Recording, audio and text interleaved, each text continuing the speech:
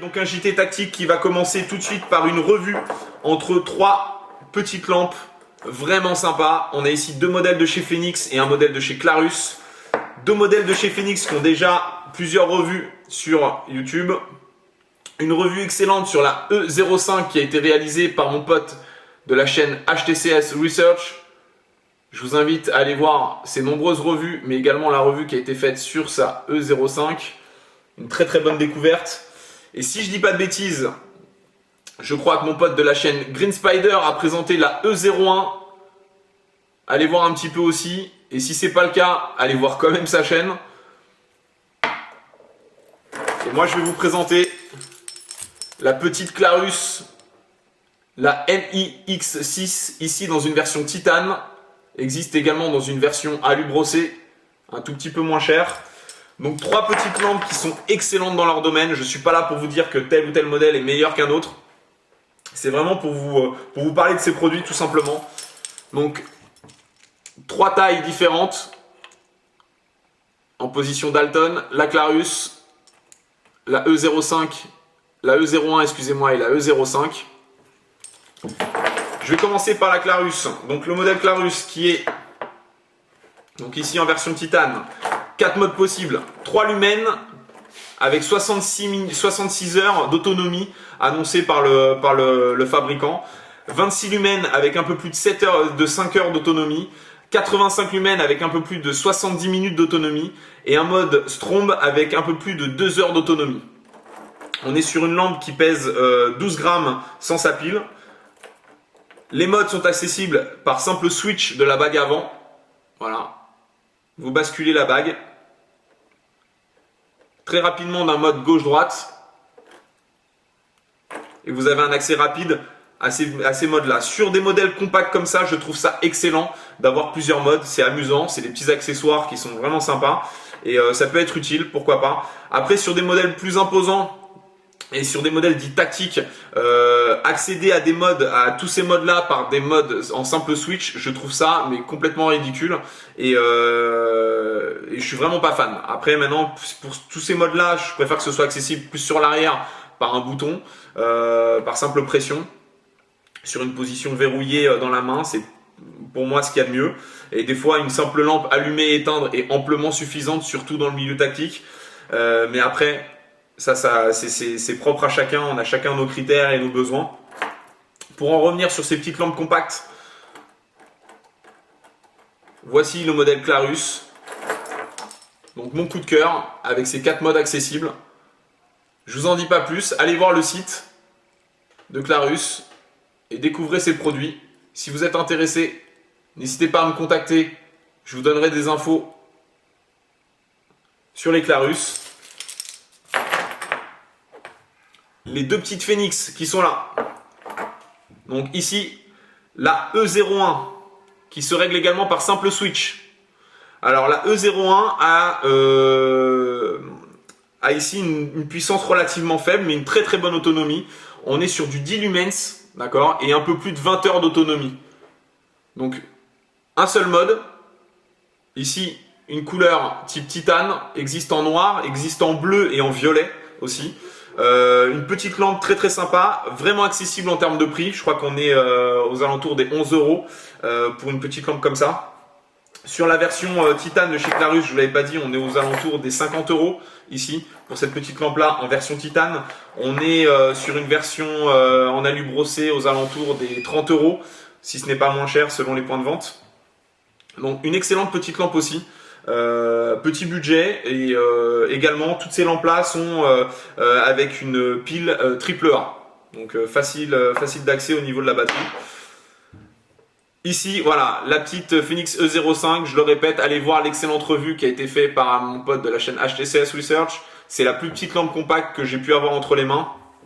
Elle est vraiment bien conçue, un seul mode, par contre relativement puissant. On est sur du 27 lumens. Donc ça éclaire très très bien pour ce genre de lampe. Une très très bonne autonomie aussi. Donc des petits accessoires vraiment sympas. Des budgets différents d'un modèle à l'autre. Avec des petites variantes, que ce soit au niveau de la taille, au niveau des matériaux, mais également au niveau des modes. Découvrez ces produits, faites-vous plaisir.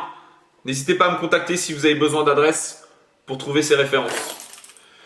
Je passe maintenant un petit peu à autre chose. Je vais vous donner des dates super importantes qui arrivent. Déjà le salon du couteau au bassin d'Arcachon qui aura lieu le 31 mars et 1er avril.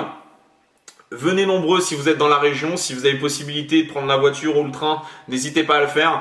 Je serai là-bas pour exposer mes lames, mais on sera très nombreux aussi à le faire. Des artisans aussi qui sont là pour la première fois. Moi, ce sera mon premier salon à Arcachon, donc je serai heureux de rencontrer la nouvelle population sur place et de voir un peu comment ça se passe dans cette région-là au niveau du couteau. Une date aussi importante que je vous mettrai en bas de la vidéo et bien sûr je vous en parlerai, un des gros salons, c'est le SICAC qui arrive à la rentrée. Commencez à prendre vos dispositions pour être là sur ce gros rendez-vous du salon du couteau à Paris qui tourne toujours autour des mêmes dates du mois de septembre.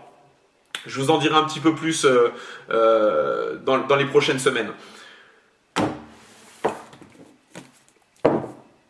Made in USMC Paris et Toulouse. Voici des articles. Enfin là ici,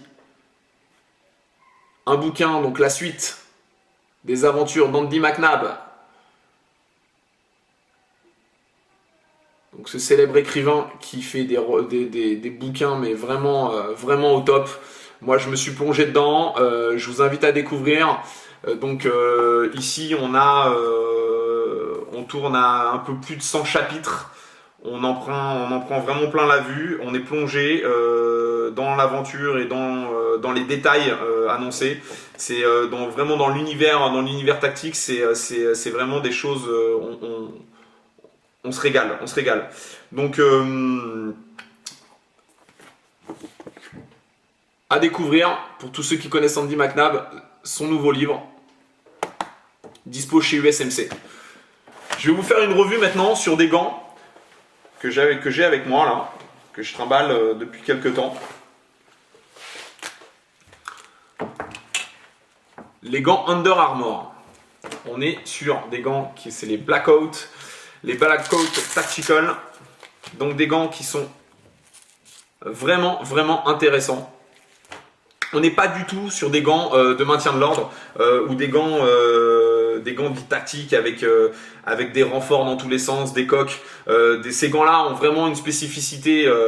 Quand je parle des gants avec des coques, avec des renforts, avec des grosses doublures à l'intérieur de la main, sont vraiment spécifiques dans certains domaines et dans certaines situations et sont excellents. Ici, on a des gants qui vont toucher le milieu tactique, bien sûr, parce que c'est proposé justement pour ça, mais qui vont correspondre à des besoins très particuliers. On n'est pas sur des gants de maintien de l'ordre.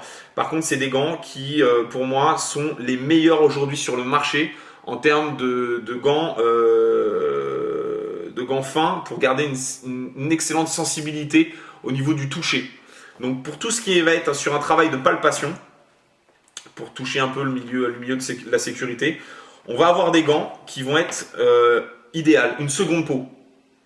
Pour les militaires et forces de l'ordre, et même pour tous les mordus du genre, je pense dans le milieu sportif comme dans l'airsoft, c'est des gants qui sont très utilisés. Comme vous pouvez voir, on a des gants extrêmement fins. C'est des gants que je me suis amusé à porter toute une journée. J'ai mangé avec, je me suis même habillé avec. J'ai fait plein de trucs avec, je ne peux pas vous le dire, sinon s'il y a des enfants qui écoutent, c'est pas possible. Mais non, blague à part, c'est vraiment, on a des gants ici qui sont excellents. On a une excellente sensibilité, on a un renfort quand même sur les phalanges et à l'intérieur de la main, justement pour proposer dans certains milieux, dont le milieu police, sécurité, quand il s'agit de faire des palpations, on a besoin d'une certaine sécurité mais également d'un certain toucher. Pour pas être en contact si un individu interpellé a laissé traîner une lame de rasoir dans une poche ou un autre accessoire qui pourrait être dangereux en contact. Vous avez une excellente sensibilité grâce à ça, mais vous êtes quand même protégé. Vous oubliez tout ce qui est renfort au dos. Ici, on a un tissu très fin. C'est un tissu Heatgear, un tissu un petit peu élastane qui va permettre tout simplement de laisser s'échapper tout ce qui est humidité et voilà, c'est vraiment ça. Ça va être un gant parfaitement aéré, un gant qui n'est pas du tout adapté pour cette saison. D'accord, c'est pas des gants que vous allez pouvoir mettre en hiver. Vous pouvez les mettre en hiver, mais vous allez vous peler. Par contre, c'est des gants qui vont être idéaux dans certaines conditions, si vous êtes dans un milieu relativement chaud, dans des saisons beaucoup plus douces. C'est des gants en plus qui sont extrêmement légers. On est sur une paire de gants de 90 grammes. Donc vous imaginez en termes de port, on a quelque chose de ridicule. Voilà, c'est compact, au fond d'une poche, au fond d'une veste. Donc idéal à transporter. Je continue à le dire, c'est des gants qui ne sont pas des gants de maintien de l'ordre, d'accord. C'est pas des gants que vous allez utiliser si vous êtes en mission, en manif ou voilà. Par contre, ça va être d'excellents gants qui peuvent être utilisés en interpellation sans problème. Excellent toucher, au tir vraiment excellent aussi, très très bonne sensibilité. Donc voilà. Ici, les gants Blackout, dispo chez USMC. Deux coloris proposés, si je ne vous dis pas de bêtises, si ce n'est 3. Pour ces gants extrêmement sensibles et qui peuvent répondre à pas mal de besoins si vous recherchez à garder, à combiner protection et sensibilité. Une nouveauté aussi, un nouveau t-shirt. Les 4 griffes sur le pec gauche. Ici, sur la manche gauche, Tactical Art. Sur la manche droite, un BC pour annoncer la couleur. Et dans le dos, le logo Bastinelli Création avec la faucheuse. Donc ici un t-shirt 100% coton, une coupe légèrement cintrée, un petit peu plus moderne que l'autre version que je vous avais déjà présentée. Des t-shirts qui sont toujours disponibles. D'autres t-shirts aussi 100% coton avec donc les 4 griffes sur le devant, l'adresse du site sur la manche gauche et Tactical Art sur la manche droite. Donc voilà les 2 t-shirts qui sont dispo si vous êtes intéressé. Pour le fun, je vais vous présenter aussi les 2 nouveaux patchs qui sont dispo dès maintenant. Un patch Bastinelli Knife avec velcro mâle et femelle si vous voulez les fixer sur différents supports. Et un autre patch qui annonce aussi la couleur Bastinelli Knife pour terminer la phrase Dangerous for the rillette. On me dit souvent que mes couteaux sont pas là pour étaler les rillettes. On n'est pas là pour couper du saucisson.